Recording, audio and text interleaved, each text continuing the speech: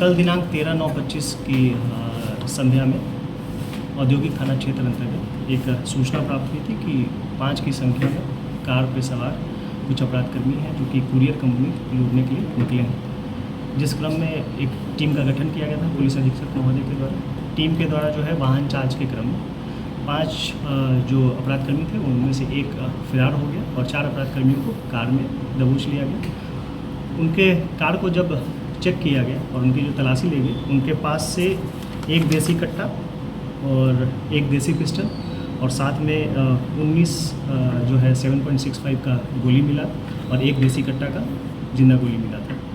पूछताछ के क्रम में उनके द्वारा बताया गया कि ये लोग कुरियर कंपनी एक है जो कि सदर थाना क्षेत्र में स्थित है, उसको लूटने के उद्देश्य से निकले थे। जिसके जो 4 अपराधकर्मी गिरफ्तार हुए हैं औद्योगिक थाना क्षेत्र से, जिनके पास से एक देसी पिस्टल और एक देसी कट्टा और 20 गोली बरामद हुआ है, जिसमें से 19 7.65 mm का देसी पिस्टल का गोली और एक देसी कट्टा का गोली है। उन अपराधकर्मियों का नाम जो है वो है सचिन कुमार जो कि पकौली बिदुपुर के रहने वाले हैं, ईशान कुमार जो कि प्रताप टांड के रहने वाले हैं, सुमित कुमार जो कि बेलकुंडा का रहने वाला है और प्रिरंजन कुमार सिंह उर्फ गब्बर सिंह जो कि दौलतपुर चांदी का रहने वाला है। इन चारों अभियुक्तों के विरुद्ध पूर्व से भी आपराधिक इतिहास इनका रहा है। पूर्व में भी लूटपाट की घटना और आर्म्स एक्ट के जैसे गंभीर मामलों में ये लोग जेल जा चुके हैं। साथ ही जो इस कांड में एक अभियुक्त है सचिन कुमार जो कि पकौली के रहने वाले हैं, इनके विरुद्ध हमारे पास पहले से जो एक बिदुपुर में एक हत्या हुई थी 25 अगस्त को, इस संबंध में हमारे पास आसूचना था और उनके विरुद्ध एक तकनीकी साक्ष्य भी था, अनुसंधान के क्रम में मिला था। उसको आधार बना के इनसे पूछताछ किया गया।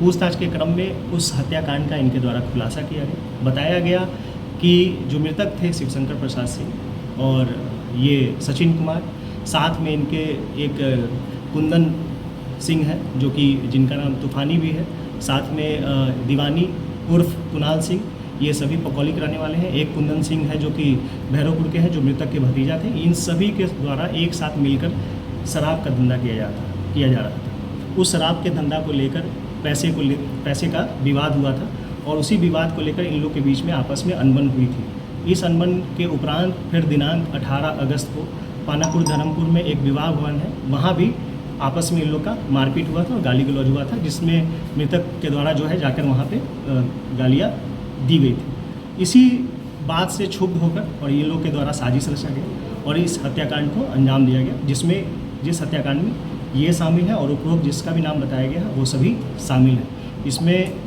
फिर गिरफ्तार अभियुक्त जो सचिन कुमार है, इसके निशानदेही पर हम लोग के द्वारा इसके घर के दलान से जो बंद कमरा था उससे जो हत्याकांड में प्रयुक्त पिस्टल था उस देसी पिस्टल को भी बरामद किया गया है, साथ में उसके 2 जिंदा कारतूस भी मिला है।